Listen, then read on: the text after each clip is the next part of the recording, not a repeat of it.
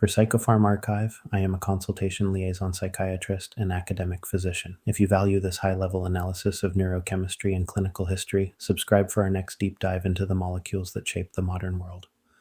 This is Paxil, known generically as Paroxetine. Introduction. Consider a representative clinical observation. A 32-year-old female patient presents with a primary diagnosis of panic disorder with agoraphobia. She is initiated on paroxetine. Within 6 weeks, her panic symptoms remit and she achieves functional restoration. This is the intended clinical outcome of high-affinity serotonin transporter blockade. Now consider a parallel clinical presentation. A 74-year-old male patient maintained on paroxetine therapy for over a decade is admitted to a medical ward for the treatment of community-acquired pneumonia. During the transition of inpatient care, the paroxetine prescription is inadvertently omitted from the medication administration record. Within 48 hours of cessation, the patient develops paroxetine withdrawal syndrome. He reports paroxysmal sensory disturbances, specifically electrical shock-like sensations that discharge when initiating lateral eye movements. This represents a clinically significant discontinuation syndrome, driven by rapid pharmacokinetic clearance and an abrupt serotonergic deficit. These two distinct clinical realities are governed by the exact same underlying molecular mechanisms. In July 2001, a manuscript detailing the efficacy of paroxetine in adolescents was published, documenting the results of Protocol 29060, widely designated as Study 329. This specific clinical trial would eventually become the subject of an independent data reanalysis, a federal criminal information, and a federal settlement regarding alleged pharmaceutical safety reporting and promotional practices. Today, we conduct a technical and institutional audit of paroxetine, evaluating the molecular mechanisms and data reporting parameters surrounding the selective serotonin reuptake inhibitor class. We examine the structural basis of its binding at the serotonin transporter, its mechanism-based autoinhibition of the CYP2D6 enzyme, and the neurophysiological mechanisms underlying its discontinuation syndrome. Furthermore, we evaluate the clinical implications of the independent reanalysis of Study 329 and the subsequent federal litigation. Pharmacodynamics. To understand the clinical behavior of paroxetine, we must evaluate its pharmacodynamics at the primary target, the human serotonin transporter, or SERT. Paroxetine exhibits a high binding affinity for this transporter with a dissociation constant, Ki, of approximately 0.13 nanomolar. This value represents the highest affinity for SERT among the first-generation selective serotonin reuptake inhibitors. This affinity is determined by specific structural biology. X-ray crystallography data published by Coleman and colleagues in the journal Nature demonstrates that paroxetine occupies the central binding cavity in an ABC orientation. Within the cavity, the molecules 4-fluorophenyl and 3-benzodioxyl rings form a precise hydrogen bonding network with the specific residues threonine 439 and valine 501. This stable binding contributes to a notably low dissociation rate constant, resulting in a prolonged occupation of the transporter compared to other agents in its class. Beyond the primary serotonin transporter blockade, paroxetine demonstrates a distinctive secondary target engagement profile across the muscarinic acetylcholine receptor family. While many SSRIs have negligible interaction with these receptors, paroxetine possesses a measurable affinity for all 5 muscarinic subtypes. As documented by Tatsumi and colleagues, the inhibitory constant values for paroxetine are approximately 72 nanomolar for the M1 receptor, 310 nanomolar for M3, 620 nanomolar for M2 and M4, and 1100 nanomolar for M5. Antagonism of central M1 receptors disrupts the cholinergic signaling pathways within the cerebral cortex and hippocampus that are essential for memory consolidation, executive function, and the maintenance of attention. This is why paroxetine is associated with cognitive impairment. The M1 receptor is distributed both centrally within the cerebral cortex and hippocampus and peripherally in the autonomic ganglia and exocrine glands. While the M3 receptor is often identified as the primary driver of fluid secretion, M1 receptors co-expressed in the salivary and gastric glands are functional components of the peripheral secretory reflex.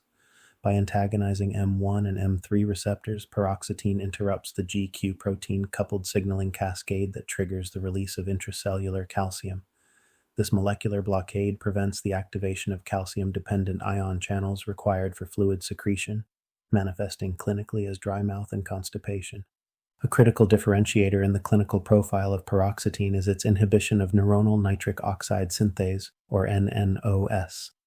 Finkel and colleagues identified the molecule as a novel inhibitor of this enzyme with an inhibitory constant, IC50, of 0.35 to 0.70 micromolar. This reduction in nitric oxide bioavailability is a peripheral mechanism with direct implications for sexual health. Specifically, the physiological initiation of an erection is dependent on nitric oxide synthesis in the corpus cavernosum. Research by Angulo and colleagues documented that chronic paroxetine administration reduces penile nNOS protein expression by over 31% and reduces plasma levels of nitric oxide metabolites by approximately 61%. This biochemical deficit blunts the vasodilatory expansion of the cavernosal spaces, providing a mechanistic basis for the high incidence of erectile dysfunction associated with the drug. To evaluate the molecular impact of paroxetine, clinical serum concentrations must be mapped against receptor dissociation constants. Utilizing a conversion factor of 3.036, based on the molecule's molar mass of 329.37 grams per mole, the mean steady-state concentrations of 34.9 nanograms per milliliter at a 20 milligram dose and 101 nanograms per milliliter at a 40 milligram dose translate to approximately 106 nanomolar and 307 nanomolar, respectively. At these levels, the serotonin transporter with a Ki of 0.13 nanomolar is effectively saturated across the therapeutic range.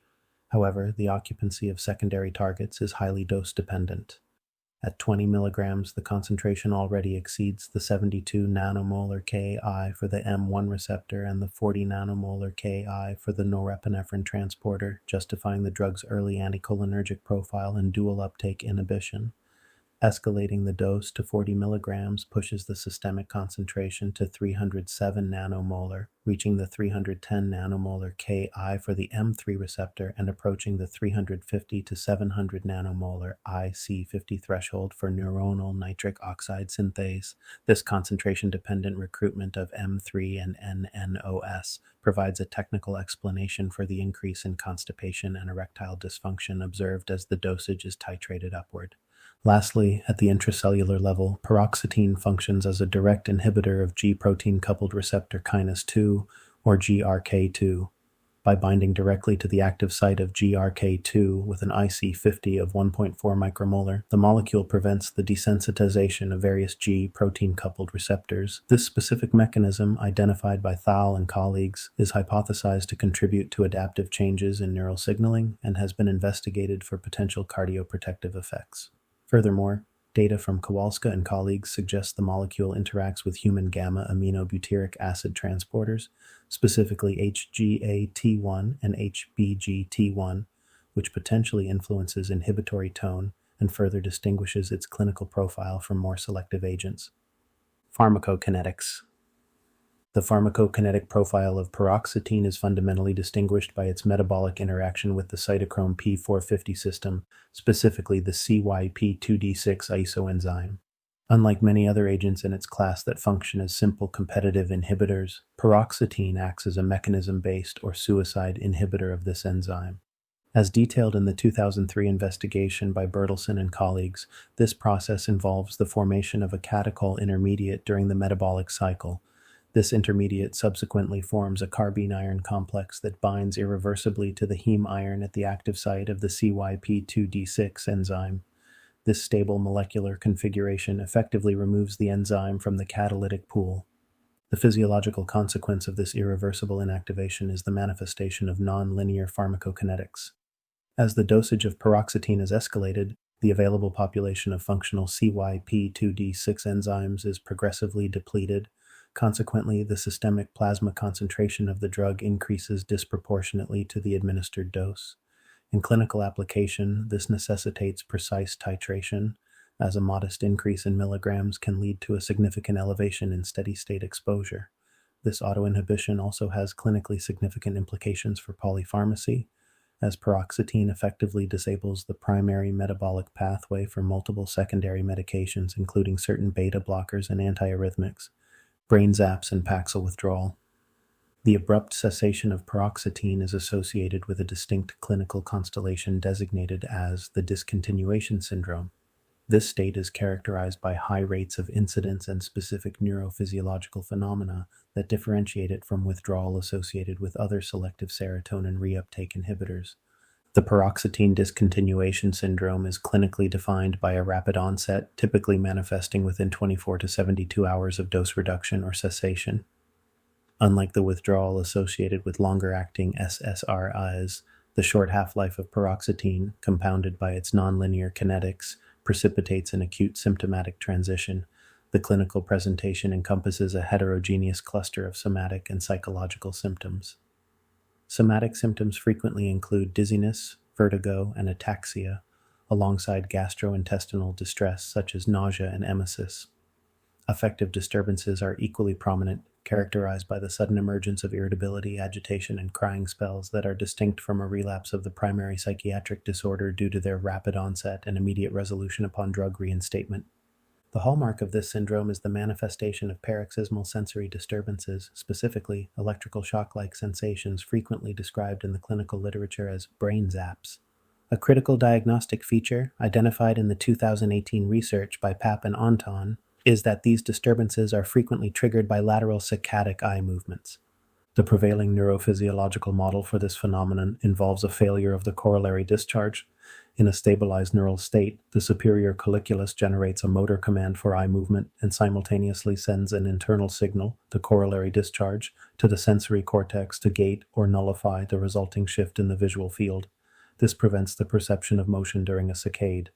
However, in the acute serotonin-depleted state following the rapid clearance of paroxetine, this gating mechanism is hypothesized to fail.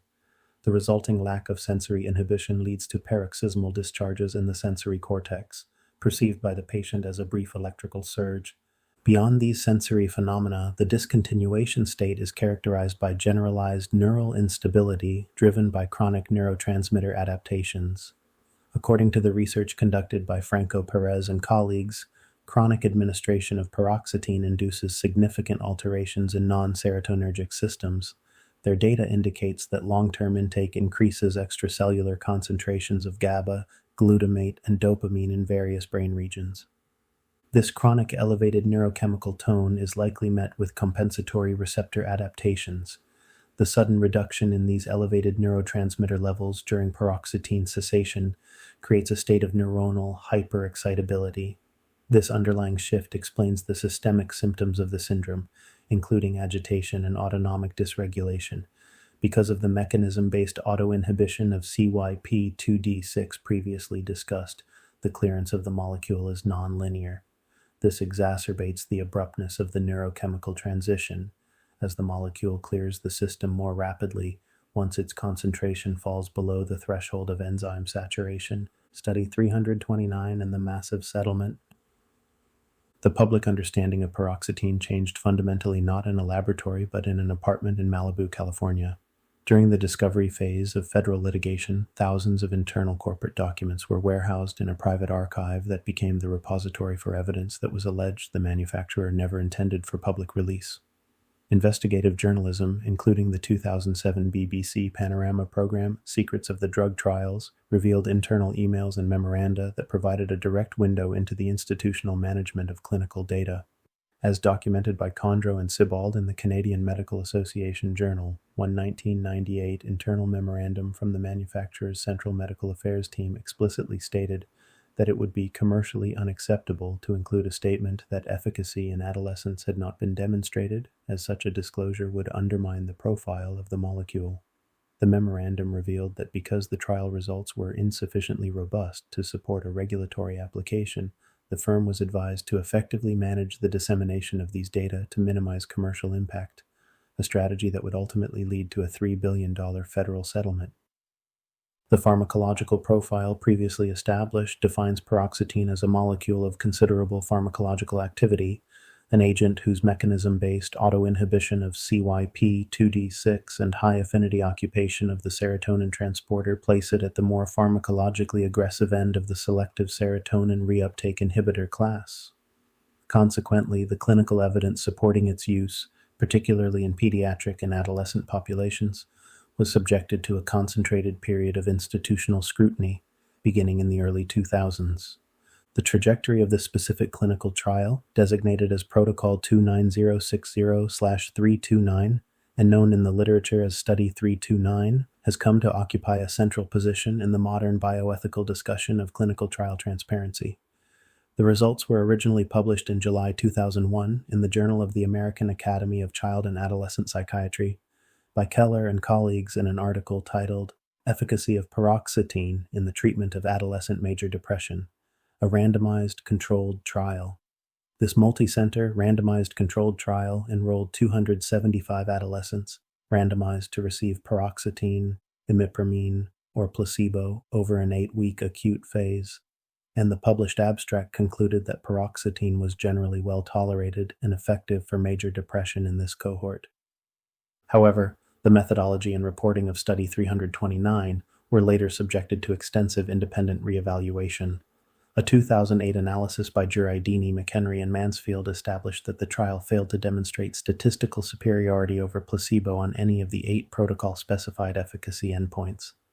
Their analysis indicated that the positive results reported in the 2001 manuscript were actually drawn from 19 newly introduced outcome measures that were not identified as post hoc in the original publication. The definitive independent reanalysis of the trial data was published in the BMJ in 2015 by Lanuri and colleagues titled Restoring Study 329, Efficacy and Harms of Paroxetine and Imipramine in Treatment of Major Depression in Adolescents. Accessing the internal clinical study report and individual patient-level case report forms, the Lanuri team concluded that neither paroxetine nor imipramine demonstrated efficacy that was statistically or clinically superior to placebo on any pre-specified primary or secondary outcome. Regarding harms, the 2015 reanalysis documented that the sponsor's internal coding system had categorized suicidal ideation and behavior under the term emotional lability, a classification that the Lanuri team concluded obscured the differential signal for self-harm in the original published data, while the 2015 paper focused on the acute phase. A subsequent 2016 evaluation of the continuation phase by Lanuri and colleagues in the International Journal of Risk and Safety in Medicine documented that across all study phases, suicidal and suicide-related events occurred in 15 patients receiving paroxetine compared with 5 receiving placebo. Further investigations into the institutional history of the trial, detailed by McHenry and Juridini in the 2008 paper, Industry-Sponsored Ghostwriting in Clinical Trial Reporting, a Case Study, analyzed documents archived in the University of California, San Francisco Industry Documents Library. These records reflect that a medical communications firm was retained in April 1998 to produce the manuscript. The analysis noted that early drafts were prepared before the named academic authors were finalized. These findings precipitated a cascade of regulatory actions. In 2004, the New York State Attorney General filed a consumer fraud action alleging concealment and misrepresentation of clinical trial data, which resulted in a settlement requiring the establishment of a publicly accessible clinical trial registry. This culminated in July 2012, when the United States Department of Justice announced that the manufacturer would pay $3 billion to resolve criminal and civil liability. The criminal information explicitly alleged that the company had participated in the preparation and distribution of a misleading medical journal article, the 2001 Keller paper, that misreported efficacy in the pediatric population.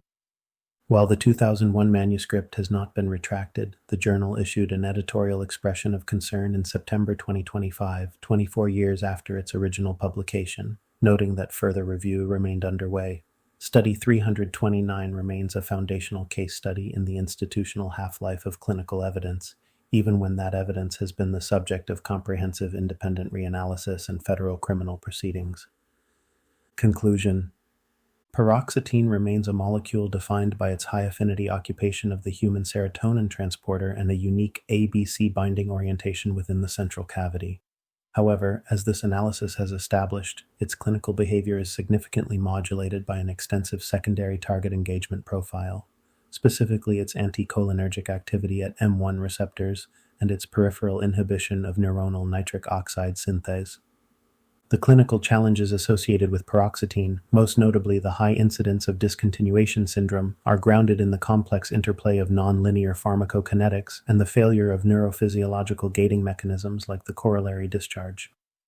The rapid clearance of the molecule necessitated by its mechanism-based autoinhibition of CYP2D6 creates a neurochemical transition that demands meticulous clinical management and a nuanced understanding of the resulting neuronal hyperexcitability. Furthermore, the institutional history of Study 329 and the subsequent regulatory settlements have made paroxetine a foundational case study in the evolution of clinical trial transparency. This molecule serves as a permanent reminder of the necessity for independent data reevaluation and the critical importance of aligning published clinical evidence with raw case report data. In the modern landscape of psychopharmacology, paroxetine represents a confluence of high-affinity pharmacology and complex bioethics, necessitating a technical understanding that extends from the synaptic cleft to the institutional archive. For Psychopharm Archive, I am a consultation liaison psychiatrist and academic physician. If you value this high-level analysis of neurochemistry and clinical history, subscribe for our next deep dive into the molecules that shape the modern world.